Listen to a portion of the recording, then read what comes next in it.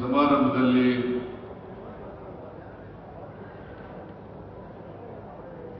ಭಾಗವಹಿಸಿರ್ತಕ್ಕಂಥ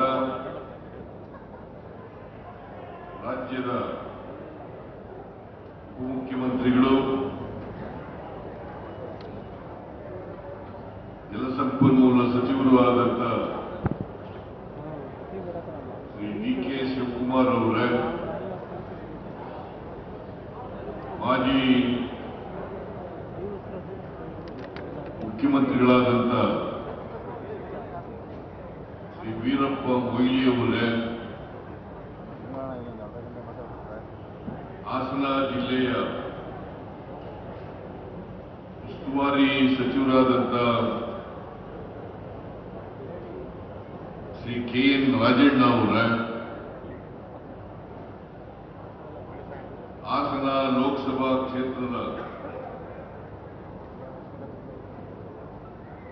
ಸದಸ್ಯರಾದಂಥ ಶ್ರೀ ಶ್ರೇಯಸ್ ಪಟೇಲ್ ಅವರೇ,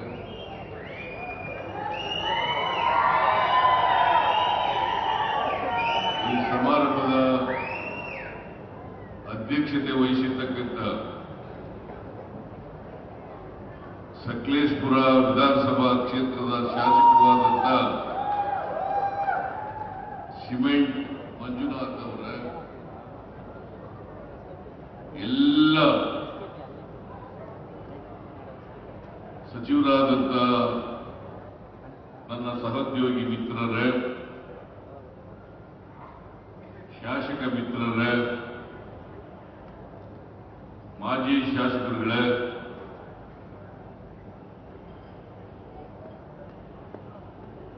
ಈ ಸಮಾರಂಭದಲ್ಲಿ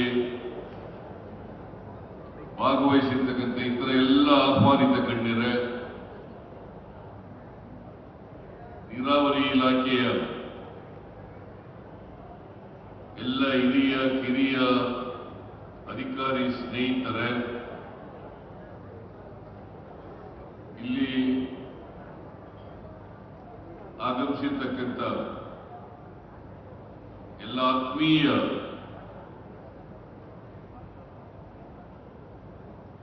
ಬಂಧುಗಳೇ, ತಾಯಂದಿರೇ, ಸುದ್ದಿ ಮಾಧ್ಯಮದ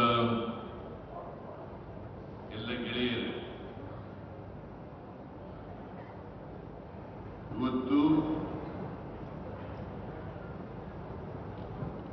ನಾವೆಲ್ಲರೂ ಸೇರಿ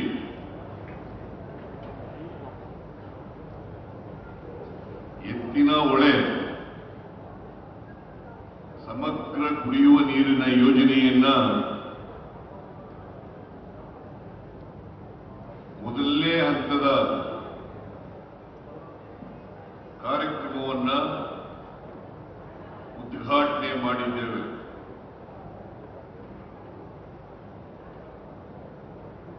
ಈ ಯೋಜನೆ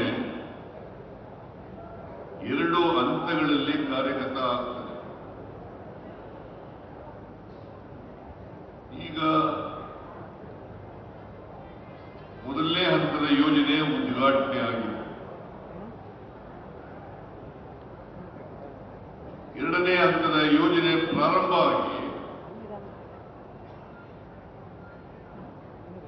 ಇನ್ನು 2026-27ಕ್ಕೆ ಮುಗಿಯುತ್ತದೆ. ನಾನು ಬಹಳ ಸ್ಪಷ್ಟವಾಗಿ ಹೇಳ್ತೇನೆ, ಈ ಕಾರ್ಯಕ್ರಮ ಪೂರ್ಣಗೊಳ್ಳುತ್ತದೆ.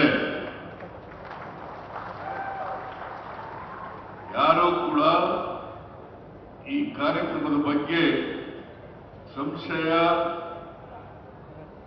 ಇಟ್ಟುಕೊಳ್ಳಬಾರದು. ಯಾಕೆ ಈ ಮಾತನ್ನ ಹೇಳ್ತಾ ಇದ್ದೀನಿ ಅಂತಂದ್ರೆ, ಕೆಲವರು ಜನರಲ್ಲಿ ಅನುಮಾನವನ್ನ, ಸಂಶಯವನ್ನ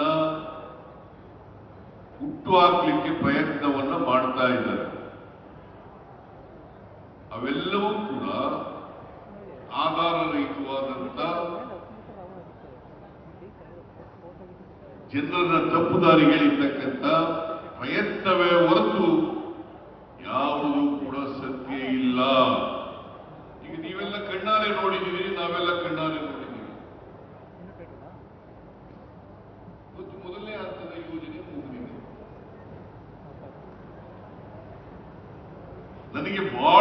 ಸಂತೋಷ ಆಗ್ತಾ ಇದೆ. ಯಾಕಪ್ಪ ಅಂತಂದ್ರೆ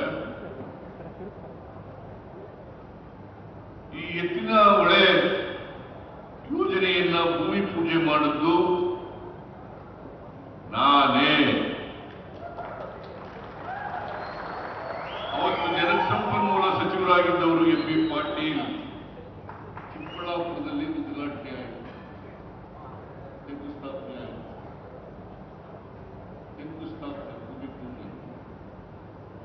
ಆಗ ಮೊಯ್ಲಿಯವರು ಲೋಕಸಭಾ ಸದಸ್ಯರಾಗಿದ್ದರು, ಚಿಕ್ಕಬಳ್ಳಾಪುರ ಲೋಕಸಭಾ ಸದಸ್ಯರಾಗಿದ್ದರು.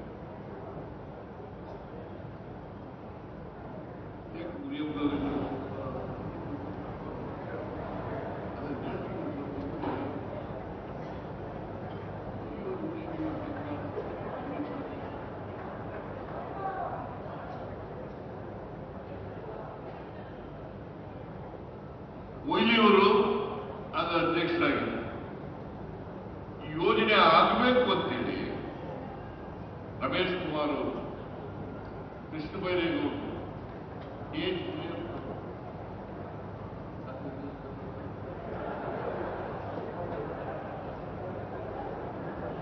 ಮುನಿಯಪ್ಪನವರು, ಸುದರ್ಶನ್ ಅವರು, ನಜೀರ್ ಅಹಮದ್ ಅವರು, ಆ ಭಾಗದ ಎಲ್ಲ ಶಾಸಕರು ಕೂಡ ಎತ್ತಿನ ಹೊಳೆ ಯೋಜನೆ ಆಗಬೇಕು, ಇದು ಬಹಳ ದಿನಗಳಿಂದ ಜನರ ಅಪೇಕ್ಷೆ, ಅದಕ್ಕೆ ಇದು ಒಂದು ಮಹತ್ವಾಕಾಂಕ್ಷೆಯ ಯೋಜನೆ.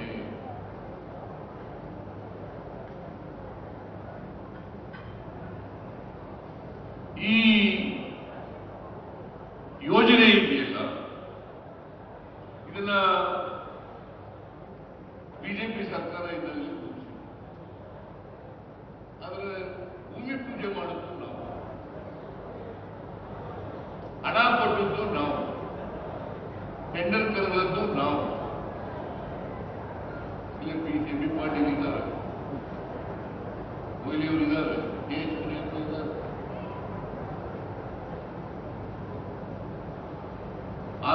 ಕೋಲಾರ ಜಿಲ್ಲೆಯಲ್ಲೇ ಶಾಸಕರು ಕೂಡ ಇದ್ದಾರೆ, ನಾರಾಯಣಸ್ವಾಮಿ, ಸಂಜೇಗೌಡ, ಮಂಜುನಾಥ, ಎಲ್ಲರೂ ಕೂಡ ಇದ್ದಾರೆ. ಇದು ಕೋಲಾರ, ಚಿಕ್ಕಬಳ್ಳಾಪುರ, ತುಮಕೂರು, ಬೆಂಗಳೂರು ರೂರಲ್ಲು, ಹಾಸನ, ರಾಮನಗರ 7 ಜಿಲ್ಲೆಗಳಿಗೆ ನೀರನ್ನು ಕೊಡ್ತಕ್ಕಂಥ ಒಂದು ಮಹತ್ವಾಕಾಂಕ್ಷೆ 7 ಜಿಲ್ಲೆಗಳಿಗೆ. ಆದರೆ ಪ್ರಾರಂಭ ಆದದ್ದು ಕೋಲಾರ ಮತ್ತು ಚಿಕ್ಕಬಳ್ಳಾಪುರ, ಅವರಿಗೆ ಕುಡಿಯ ನೀರು ಬೇಕು. ಕೋಲಾರ, ಆಮೇಲೆ ತುಮಕೂರು, ಆಮೇಲೆ ಈ ಶಿವಲಿಂಗೇಗೌಡ ಇರೋಲ್ಲ,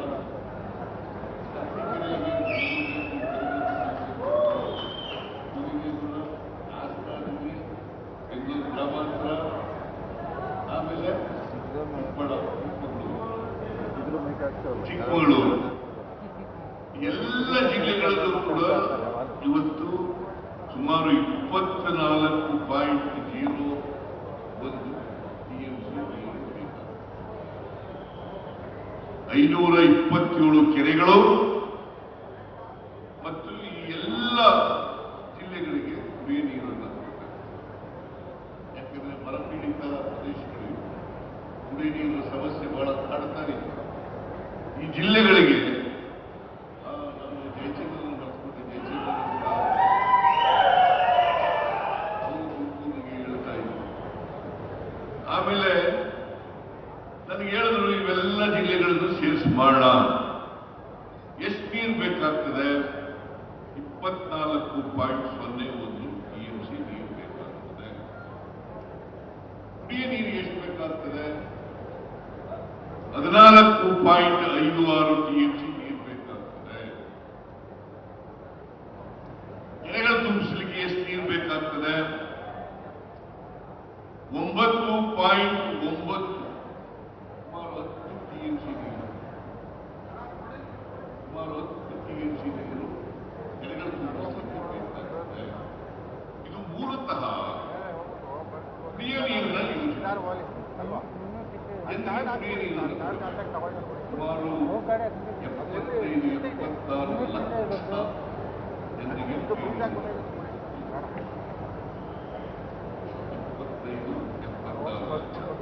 ನಾನು ಮೊನ್ನೆ ಪತ್ರಿಕೆಯಲ್ಲಿ ಬಂದ ಮೇಲೆ ಕೆಲವರೆಲ್ಲ ಕೃಷ್ಣ ಬೈರೇಗೌಡ ನಮಗೆ ನೀರು ಸಿಗೋದಿಲ್ಲ, ಕೋಲಾರ ಸಿಗೋದಿಲ್ಲ, ನೀರು ಚಿಕ್ಕಬಳ್ಳಾಪುರ ಸಿಗೋದಿಲ್ಲ,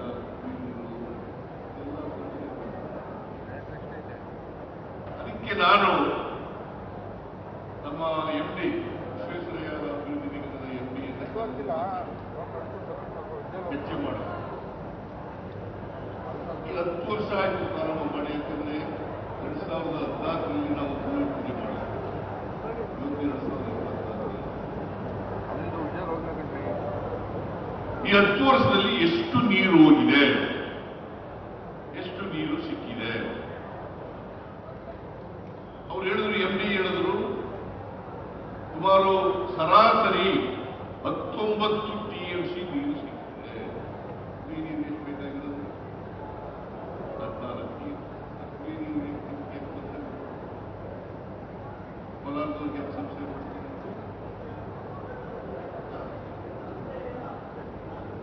ಹೇಳಪ್ಪ ಇಲ್ಲಿ ನಾರಾಯಣ ಸ್ವಾಮಿ ಸುಮ್ಮನೆ ಯಾರ್ದೋ ಮಾತು ಕೇಳ್ಕೊಂಡು ಮಾತಾಡಕ್ ಹೋಗ್ಬಿಡಿ ನೀವು. ತಾಂತ್ರಿಕ ಯಾರು ಅವ್ರು ತಾನೇ ಹಿಂದಿಗಿಂತಾನೆ ಟೆಕ್ನಿಕಲ್ ಎಕ್ಸ್ಪರ್ಟ್. ನಿಮ್ಮ ಮಾತು ನೀವು are you technical expert? No. But ಇಲ್ಲಿವರೆಗೆ ಸರಾಸರಿ 19 ಟಿಎಂಸಿ ನೀರು ಹರಿದಿದೆ. ಬೇಕಾಗಿರೋದು ಕುಡಿಯ ನೀರು ಬೇಕಾಗಿರೋದು 14 ಟಿಎಂಸಿ. ಆದರೆ ಇನ್ನೂ 5 ಟಿಎಂಸಿ ನೀರು ಬೇಕು. 10 ವರ್ಷದಲ್ಲಿ 24 ಟಿಎಂಸಿ 19 ಅದಕ್ಕೆ ಕೆಳಗಡೆ ಇರ್ತಕ್ಕಂಥ ಹಳ್ಳಿಗಳಿಂದ ನೀರು ಸಿಗ್ತದೆ ಅಂತಕ್ಕಂಥ ನಮಗೆ ಈಗ ಸರ್ವೆ ಮಾಡಕ್ಕೆ ಹೇಳಿದ್ದೀವಿ. DK ಶಿವಕುಮಾರ್ ಕೂಡ ಸರ್ವೆ ಮಾಡಕ್ಕೆ ಸರ್ವೆ ಮಾಡಿಸಿ ಎಲ್ಲಿ ನೀರು ಸಿಗ್ತದೆ ಹಳ್ಳಿಗಳಲ್ಲಿ, ಕೆಳಗಡೆ ಹಳ್ಳಗಳಲ್ಲಿ ನೀರು ಸಿಗ್ತದೆ ಅದನ್ನು ನೀರು ಕೊಡ್ತೀವಿ. ಕೋಲಾರ ಚಿಕ್ಕಬಳ್ಳಾಪುರಕ್ಕೆ ಎಷ್ಟೇ ದೊಡ್ಡ ಕೆಲಸ ಆಗಲಿ ನೀರು 527 ಕೆರೆಗಳನ್ನು ಕೂಡ ತುಂಬಿಸ್ತೇವೆ ಅಂತಕ್ಕಂಥ ಮಾತುಗಳನ್ನು ಹೇಳಲಿಕ್ಕೆ ಬಯಸ್ತೇನೆ. ಯಾಕಂದ್ರೆ ಈ ಭೂಮಿ ಪೂಜೆ ಆಯ್ತಲ್ಲ, ಅವತ್ತಿನ ಟೀಕೆ ಮಾಡಿದ್ರೆ ಟೀಕೆ ಯಾರು ಟೀಕೆ ಮಾಡೋದು? ಬಿಜೆಪಿ ಓಲಿ, ಬಿಜೆಪಿ JDS ಆಯ್ತಲ್ಲ. ನಾವು ಇವತ್ತಿನವರೆಗೆ ಸುಮಾರು 16-17 ಸಾವಿರ ಕೋಟಿ ರೂಪಾಯಿ ಖರ್ಚಾಗಿದೆ. 16ರಿಂದ 17 ಸಾವಿರ ಕೋಟಿ ರೂಪಾಯಿ ಖರ್ಚಾಗಿದೆ. ಇನ್ನು 6-7 ಸಾವಿರ ಕೋಟಿ ರೂಪಾಯಿ ಖರ್ಚು ಮಾಡಿದ್ರೆ ಈ ಪ್ರಾಜೆಕ್ಟ್ ಸಂಪೂರ್ಣ ಮುಗೀತದೆ. ನಮ್ಮ ಕಾಲದಲ್ಲೇ ಮುಗಿಸಿ, ನಮ್ಮ ಕಾಲದಲ್ಲೇ ಈ ಯೋಜನೆಯನ್ನು ಮುಗಿಸಿ, ಕೆರೆಗಳಿಗೆ ನೀರು ತುಂಬಿಸಿ, ಕುಡಿಯ ನೀರನ್ನು ಕೂಡ ಕೊಡುತ್ತೇವೆ ಅಂತಕ್ಕಂಥ ಮಾತುಗಳನ್ನ ಸ್ಪಷ್ಟವಾಗಿ ಹೇಳಲಿಕ್ಕೆ ಬಯಸ್ತಾ ಇದ್ದೇನೆ. ಆಗ್ಬೋದಾ? ಆಗ್ಬೋದೇನ್ರಿ?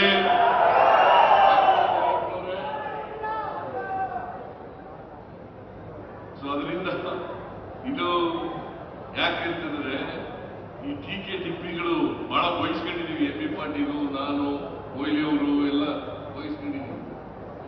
DK ಶಿವಕುಮಾರ್ ಎಲ್ಲ ಬಯಸ್ಕೊಂಡು ಈಗ ಅವ್ರ ಕಾಲದಲ್ಲಿ ಏನೂ ಮಾಡಲಿಲ್ಲ.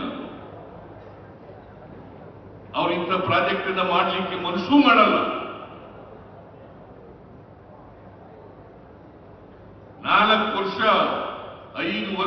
ಕಾಲ ಏನೂ ಖರ್ಚು ಮಾಡಲಿಲ್ಲ. ಅಂದರೆ ಇಷ್ಟೊಂದು ಮುಗಿದೋಗಿರ್ತಿತ್ತು ಯೋಜನೆ. ನಾವು ಇಷ್ಟು ಮಾತ್ರ ಹೇಳಲಿಕ್ಕೆ ಬಯಸ್ತೇನೆ, ಈ ಎತ್ತಿನ ಯೋಜನೆಯನ್ನ ಸಂಪೂರ್ಣ ಮಾಡಿ ನಾವು ಯಾವ ಉದ್ದೇಶಿತ ಹಳ್ಳಿಗಳಿಗೆ ಕುಡಿಯ ನೀರು ಕೊಡ್ತೀವಿ, ಯಾವ ಜಿಲ್ಲೆಗಳಿಗೆ ಕೊಡ್ತೀವಿ, ಯಾವ ಕೆರೆಗಳಿಗೆ ನೀರು ತುಂಬಿಸ್ತೀವಿ ಅಂತ ಹೇಳಿದ್ದು ಅವೆಲ್ಲವನ್ನು ಕೂಡ ಮಾಡೇ ತೀರ್ತೀವಿ, ಅದು ಸಾಧ್ಯ ಅಂತಕ್ಕಂಥ ಮಾತುಗಳನ್ನು ಹೇಳಲಿಕ್ಕೆ ಬಯಸ್ತೇನೆ. ಅದರಿಂದ ಯಾರು ಟೀಕೆ ಮಾಡ್ತಾರೆ, ನಮ್ಮ ಡಿ ಕೆ ಶಿವಕುಮಾರ್ ಅವರು ಮಾತನಾಡ್ತಾ ಇರ್ತಾರೆ, ಟೀಕೆಗಳು ಸಾಯ್ತವೆ, ಮಾಡಿದ ಕೆಲಸಗಳು ಉಳಿತವೆ. ಯಾವಾಗ ಡಿ ಕೆ ಶಿವಕುಮಾರ್ ಹೇಳೋದು, ಟೀಕೆಗಳು ಸಾಯ್ತವೆ, ಮಾಡಿದಂಥ ಸಾಧನೆಗಳು ಉಳಿತವೆ. ಅದರಿಂದ ನಮ್ದು ಅದೆಲ್ಲ ಉದ್ದೇಶ, ಈ ನಾಡಿನ ಜನರಿಗೆ ನೀರು ಕೊಡಬೇಕು, ಕುಡಿಯ ನೀರು ಕೊಡಬೇಕು ಅಂತಕ್ಕಂಥದ್ದು.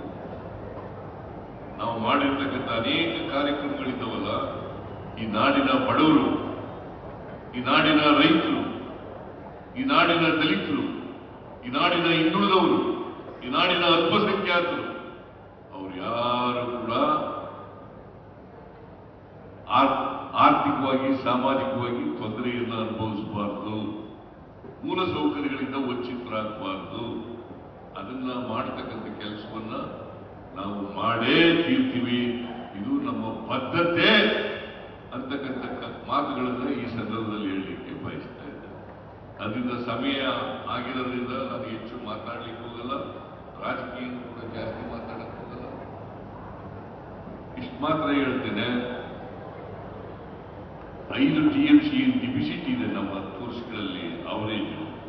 ಆ ನೀರನ್ನು ಕೂಡ ಕೆಳಗಡೆಯಿಂದ ಎತ್ತಿ ಮತ್ತೆ ಆ ನೀರನ್ನು ಕೂಡ ಕೊಡ್ತಕ್ಕಂಥ, ಇನ್ನೂ 7-8 TMC ನೀರು ಸಿಗ್ತಕ್ಕಂಥ ಸಾಧ್ಯತೆ ಇದೆ. ಆ 7-8 TMC ನೀರು ಸಿಕ್ಕದ್ರಿಂದ ಯಾರಿಗೂ ತೊಂದರೆ ಆಗಲ್ಲ. ಆಮೇಲೆ ಫಾರೆಸ್ಟ್ನವ್ರಿಗೂ ಈಗಲೇ ಹೇಳ್ತೀನಿ, ನಾನು ಒಂದು ಮೀಟಿಂಗ್ ಬೇಕಾದ್ರೆ ಮಾಡೋಣ, ರಾಜೇಂದ್ರ ಫಾರೆಸ್ಟ್ ಇಲಾಖೆ ಜೊತೆ ಒಂದು ಮೀಟಿಂಗ್ ಮಾಡೋಣ. ಯಾವ ಕಾರಣಕ್ಕೂ ತೊಂದರೆ ಕೊಡக்கூಡುದು. ಕುಡಿಯ ನೀರಿನ ಪ್ರಾಜೆಕ್ಟ್ ಇದು, ಕುಡಿಯ ನೀರಿನ ಪ್ರಾಜೆಕ್ಟ್ಗೆ ಯಾವುದೇ ತೊಂದರೆ. ಈಗೆಲ್ಲ ಬಗೆಹರಿಸಿದ್ದೀವಿ, ಭೂಮಿ ತಗೊಳ್ತಕ್ಕಂಥದ್ದು, ಅಡ್ಮಿಷನ್ ಮಾಡ್ಕೊಳ್ಬೇಕಾದ್ರೆ ತೊಂದರೆ ಆಗ್ತದೆ ಅಂತೇಳಿ ನೇರವಾಗಿ ಮಾಡಿದ್ದೀವಿ. ಅಷ್ಟೇ ಅಲ್ಲ, ಅಭಿವೃದ್ಧಿ ಕೆಲಸಗಳನ್ನು ಕೂಡ ಮಾಡಿದ್ದೀವಿ. ಜೊತೆಗೆ ಈ ಏಲಕ್ಕಿ ಬೆಳೆಗಾರರಿದ್ದಾರಲ್ಲ, ಅವರಿಗೆ ಸಾಲ ಮನ್ನಾ ಮಾಡ್ತಕ್ಕಂಥದ್ದು ಕೂಡ ಮಾಡಿದ್ದೀವಿ. ನಾವು ಅಭಿವೃದ್ಧಿ ಕೆಲಸಗಳ ಜೊತೆಗೆ ಮಾಡೋದ್ರ ಜೊತೆಗೆ ಈ ಕುಡಿಯ ನೀರು ಯೋಜನೆಯನ್ನು ಕೂಡ ಸಂಪೂರ್ಣ ಮಾಡಿ 75-76 ಲಕ್ಷ ಜನರಿಗೆ ಕುಡಿಯ ನೀರನ್ನು ಕೊಡ್ತೇವೆ. ಇದು ಒಂದು ಮಹತ್ವಾಕಾಂಕ್ಷೆಯ ಯೋಜನೆ ಅಂತಕ್ಕಂಥ ಮಾತುಗಳನ್ನು ಹೇಳಿ ನಿಮ್ಗೆಲ್ಲ ಇವತ್ತು ಡಿ ಕೆ ಶಿವಕುಮಾರ್ ಪಾಪ ನಿನ್ನೆ ಬಂದು